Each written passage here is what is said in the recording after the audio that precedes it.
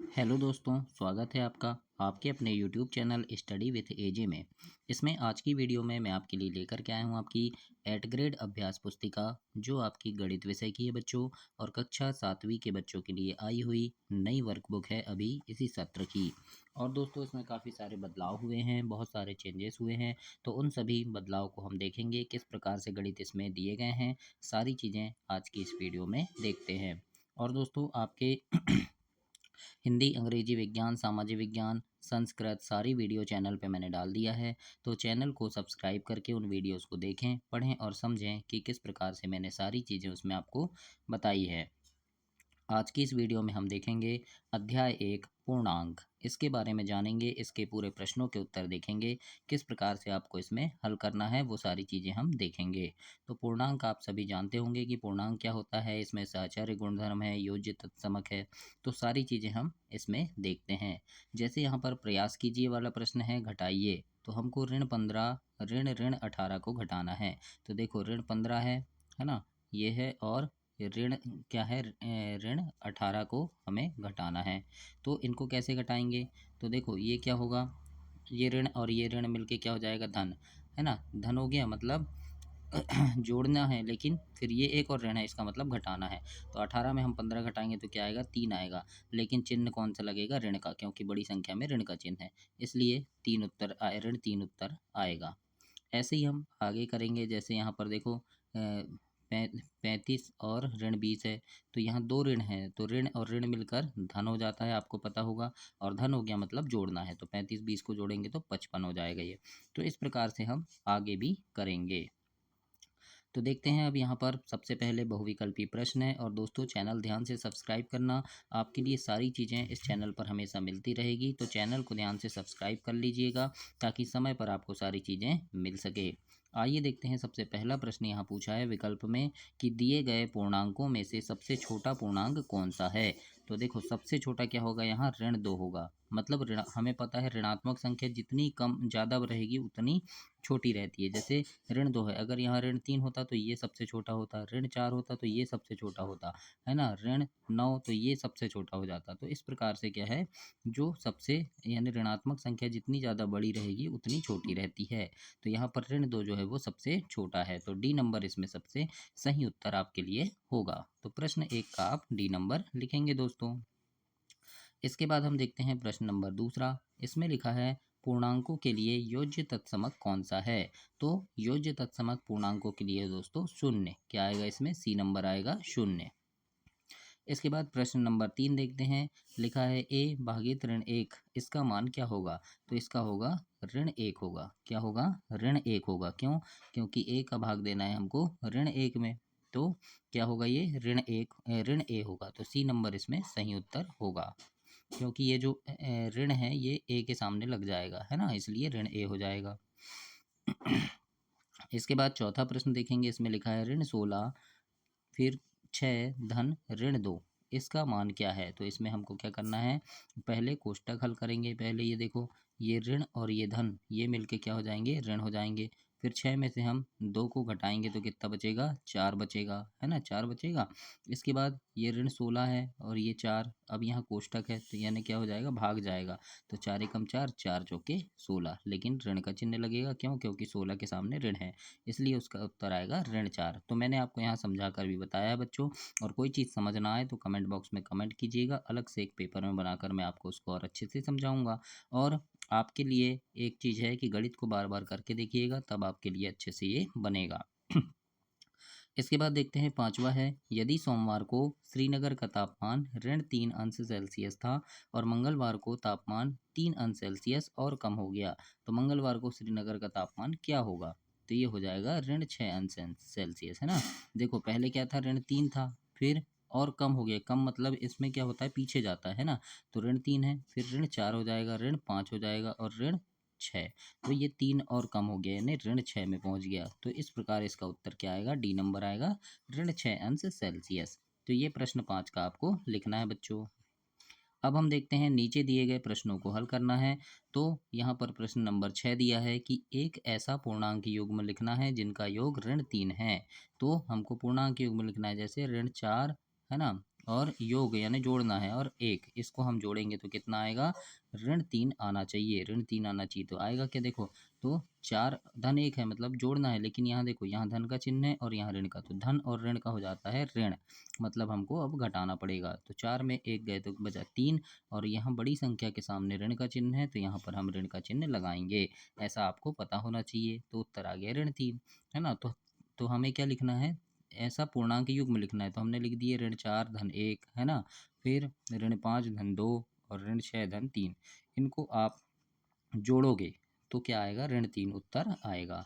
तो मैंने आपको एक करके दिखाया है। इसी प्रकार आप ऋण 5 धन 2 को कर सकते हैं, ऋण 6 धन 3 को कर सकते हैं। जैसे ऋण 6 है ना धन 3, इसको करोगे तो क्या आएगा, 6 में 3 घटाएंगे तो 3 आएगा, लेकिन बड़ी संख्या के सामने ऋण का चिन्ह है तो यहाँ पर ऋण लगेगा। अब बोलोगे जोड़ने का चिन्ह है लेकिन घटा क्यों रहे हैं, तो ये एक जोड़ने का चिन्ह हो गया और एक घटाने का, तो धन और ऋण मिलकर क्या बनते हैं, ऋण बनते हैं, इसलिए घटा रहे हैं, है ना। तो इस प्रकार से आपको प्रश्न नंबर 6 को कंप्लीट करना है दोस्तों।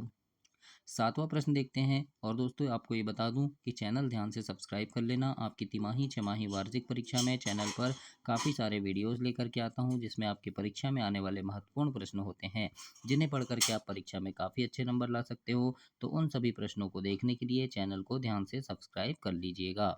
आइए देखते हैं प्रश्न नंबर 7। इसमें लिखा है एक ऋणात्मक पूर्णांक और एक धनात्मक पूर्णांक लिखना है जिनका अंतर ऋण 8 होगा, है ना। अभी हमने क्या लिखा था, ऋण 3 देखा था, लेकिन यहाँ पर क्या होना चाहिए, ऋण 8 होगा। तो जैसे ऋण 1 है ना, और ऋण 7 है, तो इसका क्या होगा, ऋण 8 होना चाहिए। तो देखो अब देखो यहाँ पर क्या होगा, धनात्मक पूर्णांक क्या है, यहाँ पर 7 है, लेकिन हमको घटाना है इसलिए हम ऋण का चिन्ह लगाए हैं, है ना। तो देखो 7 ये ऋण है, तो ये ऋण का चिन्ह और ये ऋण का चिन्ह मिलकर धन बन जाता है ना। ऋण और ऋण मिलकर धन बनता है, धन और ऋण मिलकर ऋण बनता है ना। तो आप याद रखना, ऋण और ऋण मिलकर धन बना, धन बन गया तो अब हम जोड़ेंगे, तो 7 और 1 को जोड़ेंगे तो कितना आएगा, 8 आएगा। लेकिन यहाँ पर ऋण का चिन्ह लगेगा, क्यों लगेगा, क्योंकि 7 के सामने ऋण का चिन्ह है, बड़ी संख्या के सामने जो चिन्ह रहता है वो लगता है, तो इसलिए ऋण 8 हो गया। इसी प्रकार जैसे ऋण 2 और 6 को जोड़ेंगे, है ना, तो घटाएंगे, ऋण 2 घटाना है मतलब ऋण का चिन्ह लग गया, और 6 तो घटाएंगे हम। तो देखो ये ऋण और ये ऋण मिलकर क्या बन जाएगा, धन बन जाएगा। अब 6 और 2 कितने हो गए, धन हो गया, तो 8 हो गए, है ना। तो यहाँ पर 8 हो गया, लेकिन यहाँ ऋण का चिन्ह है 6 के सामने, बड़ी संख्या के सामने, इसलिए यहाँ ऋण लगाएंगे। तो इस प्रकार से आप लिखेंगे ऐसा ऋणात्मक पूर्णांक और एक धनात्मक और एक ऋणात्मक हो, तो आप लिख देना ऋण 1 और 7, है ना, ऋण 2 और 6, ऋण 3 और 5 और ऋण 4 और 4। तो इस प्रकार से आप ऐसे लिखेंगे इन्हें, क्योंकि इनको आपको घटाना है, तो घटाने पर इनमें क्या आएगा, ऋण 8 उत्तर आएगा। तो इस प्रकार से आपको प्रश्न 7 को हल करना है। आठवां प्रश्न देखेंगे। इसमें लिखा है पूर्णांकों का एक ऐसा युग्म लिखना है जिनका योग 0 और अंतर 10 हो, मतलब जोड़ने पर 0 आए और घटाने पर 10 आना चाहिए। तो क्या होगा, ये 5 ऋण 5, है ना, जैसे ये 5 है और ये ऋण 5 है ना। तो इनको क्या करना है, हमको घटाना है, तो 5 में 5 घटाएंगे तो 0 आ गया। लेकिन अगर जोड़ेंगे, है ना, 5 है धन ऋण 5, है ना, तो इसका उत्तर क्या आना चाहिए, 10 आना चाहिए। तो 5 और 5 कितना हो गया, 10 हो गया, है ना। तो इस प्रकार से आपको लिखना है। तो ऐसे आप इसमें कंप्लीट करेंगे बच्चों। अब देखते हैं प्रश्न नंबर 9 पूछा है, लिखा है मान ज्ञात कीजिए ऋण 42 गुणा 12, है ना, दोनों का गुणा करना है। तो क्या आएगा, तो आप 42 में 12 का गुणा करके देखिएगा, है ना। तो 12 दूनी कितना हो गया, 24, 24 की 4 हासिल आई 2, और 12 चौके 48 और 2 50, है ना। तो कितना आ रहा है, 504। लेकिन यहाँ ऋण 504 आएगा, क्यों आएगा, क्योंकि जो बड़ी संख्या क्या है यहाँ 42, उसके सामने ऋण लगा है, इसलिए हम भी यहाँ पर ऋण लगाएंगे। तो इसलिए ये हो जाएगा ऋण 504। तो इस प्रकार आपको प्रश्न नंबर 9 को हल करना है दोस्तों अपनी वर्कबुक में। अब देखते हैं प्रश्न नंबर 10। और इसमें पूछा है कि किसी पूर्णांक x के लिए ऋण 1 x किसके समान है। तो x के लिए जो ऋण 1 x है वो ऋण x के समान है, क्यों, क्योंकि ऋण 1 है और यहाँ पर x है, मतलब क्या हुआ कि ऋण 1 में x का गुणा होगा, तो x एकम क्या हो जाएगा, x हो जाएगा, लेकिन ऋण का चिन्ह है तो यहाँ ऋण लगेगा, इसलिए उत्तर आएगा ऋण x। तो इस प्रकार से आपको प्रश्न 10 को हल करना है दोस्तों। अब देखते हैं प्रश्न नंबर 11 और 11वां प्रश्न यहाँ पर पूछा है, दोपहर 12 बजे तापमान 0 से 10 अंश सेल्सियस ऊपर था। यदि यह आधी रात तक 2 अंश सेल्सियस प्रति घंटे की दर से कम होता है तो किस समय तापमान 0 से 8 अंश नीचे होगा। आधी रात को तापमान क्या होगा ये भी हमें बताना है। तो देखो रात्रि 9 बजे है ना, रात्रि 9 बजे यहाँ लिखा है दोपहर 12 बजे से तापमान 0 से 10 अंश सेल्सियस ऊपर था। अब देखते हैं, देखो रात्रि 9 बजे, 12 बजे कितना था, 1 2 3 4 5 6 7 8 9, है ना, ये 9 बजे हो गया। अब क्या है, देखो 12 बजे कितना था, रात्रि 12 बजे कितना था, 10 अंश सेल्सियस, है ना, तो 1 बजे क्या हो गया, 8 अंश सेल्सियस, 2 बजे 6 अंश सेल्सियस मतलब कम होते जा रहा है, 3 बजे 4 अंश सेल्सियस, 4 बजे 2 अंश सेल्सियस, 5 बजे तो फिर क्या आ जाएगा 0 अंश सेल्सियस, फिर 6 बजे ऋण 2 हो गया, 7 बजे ऋण 4 हो गया, 8 बजे ऋण छः हो गया और 9 बजे क्या आ जाएगा, ऋण 8 अंश सेल्सियस आ जाएगा। तो इस प्रकार हमें यहाँ पर लिखना है और इस गणित को ऐसे कंप्लीट करना है प्रश्न नंबर 11 को। प्रश्न नंबर 12 देखते हैं, इसमें पूछा है आपसे कि ऐसे दो पूर्णांक लिखो जो ऋण 3 से छोटे हों और जिनका अंतर ऋण 3 से ज़्यादा हो, है ना। तो मतलब क्या बोला है कि पूर्णांक लिखना है जो ऋण 3 से छोटे होने चाहिए, है ना, और अंतर यानी घटाने पर क्या आना चाहिए, ऋण 3 से ज़्यादा आना चाहिए। तो ऐसा क्या है, ऋण 4 है और घटाना है ऋण 5 को, है ना। तो इनको हम घटाएंगे तो कितना आना चाहिए, ऋण 3 से ज़्यादा आना चाहिए। तो देखो ये ऋण और ये ऋण मिलकर क्या बन गया, धन बन गया। अब हम किसको घटाएंगे, 5 और 4 को, है ना। तो सॉरी, ये ऋण और ये ऋण मिलकर क्या बन गया, धन बन गया। अब धन में ऋण घटाना है तो क्या आ गया, 1 आ गया। तो 1 किससे ज़्यादा है, ऋण 3 से ज़्यादा है। तो इस प्रकार से आपको लिखना है। तो ऐसे कौन कौन से पूर्णांक हैं, जैसे ऋण 4 और ऋण 5 है, फिर ऋण 5 ऋण 6 है, ऋण 6 ऋण 7 है। तो ये ऐसे पूर्णांक हैं कि ये ऋण 3 से छोटे भी हैं और इनको घटाने पर आपको ऋण 3 से ज़्यादा मिलेगा। तो इस प्रकार आपको प्रश्न 12 को हल करना है। 13 देखते हैं, प्रश्न 13 में यहाँ पूछा है कि 15 प्रश्नों वाले एक कक्षा टेस्ट में प्रत्येक सही उत्तर के लिए 4 अंक दिए जाते थे और गलत उत्तर के लिए ऋण 2 अंक दिए जाते थे, ऐसा पूछा है। अब यहाँ अ नंबर में बोला है कि गुरप्रीत सभी प्रश्नों को हल करती है परंतु उसके उत्तर में से केवल 9 सही हैं। उसने कुल कितने अंक प्राप्त किए। तो देखते हैं, देखो 9 सही है ना, तो कितने मिल रहे हैं सही उत्तर के लिए, 4, यानी 9 9 सही है तो 9 चौके कितना मिल गया, 36 नंबर मिल गए। और 9 सही है मतलब 6 गलत होंगे क्योंकि कुल 15 प्रश्न है तो 9 सही है ना, 6 गलत हैं। तो गलत प्रश्न के लिए ऋण 2 अंक मिल रहे हैं, है ना। तो 6 गुणा ऋण 2 कर दिए हम तो क्या आ गया, ऋण 12 आ गया। तो अब यहाँ पर क्या पूछा है कि उसने कितने अंक प्राप्त किए। तो हम 36 में 12 को घटा देंगे तो कितना आएगा, 24। तो हम लिखेंगे 24 अंक प्राप्त किए। इस प्रकार से हम अ नंबर कर दिए। अब ब नंबर देखते हैं। ब नंबर में आपसे यहाँ पूछा है, उसके एक मित्र ने सभी प्रश्न हल किए जिसमें से केवल 5 उत्तर सही हैं, तो उस मित्र के प्राप्त कितने अंक हैं। तो उसने सभी सभी प्रश्न हल किए लेकिन 5 उत्तर सिर्फ सही हैं। तो देखो सही उत्तर कितने हैं उसके, 5, और एक एक सही उत्तर के लिए 4 अंक मिल रहा है, यानी 5 सही उत्तर के लिए 5 गुणा 4 बराबर 20 अंक मिला। तो गलत उत्तर कितने होंगे, 10 होंगे। कैसे होंगे, तो देखो 5 उत्तर सही है तो गलत 10 होंगे ना, क्योंकि कुल 15 है। और गलत उत्तर के लिए ऋण 2 अंक मिल रहा है तो 10 गुणा ऋण 2 किए तो कितना आ गया, 10 10 दूनी 20, है ना, ऋण 20 आ गया। अब देखो 20 में हम 20 को घटाएंगे तो कितना आएगा, 0 अंक, यानी उसको कितने अंक मिले, उसको 0 अंक मिलेंगे। तो इस प्रकार से आपको अ और ब को यहाँ हल करना है प्रश्न नंबर 13 में। अब आगे देखते हैं। और दोस्तों आप किस जगह से मेरी वीडियो देख रहे हैं, अपने गांव का, शहर का नाम, अपना नाम कमेंट बॉक्स में लिखिएगा ताकि मुझे पता चले कि कहां से आप मेरी वीडियो देख रहे हैं। और कोई डाउट है तो आप यहां पर ज़रूर बताइएगा कमेंट करके। 14 प्रश्न देखते हैं, इसमें पूछा है, एक बहुमंजिला इमारत में जमीन से ऊपर 25 मंजिलें हैं और प्रत्येक की ऊंचाई 5 मीटर है। जमीन के नीचे भी 3 तल हैं और प्रत्येक की ऊंचाई 5 मीटर है।